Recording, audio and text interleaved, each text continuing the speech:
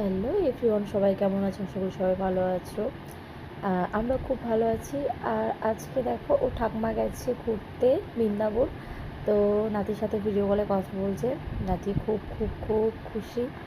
ঠিক আছে, দেখতেই পাচ্ছ তোমরা। আর খুব মিস করছে ওর ঠাকুমিকে। ও ঠাকুমি কী বলবো,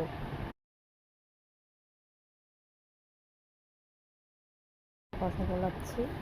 ওর খুব ওদের খুবই হ্যাপি আর কি, মানে যে কথা বলছে।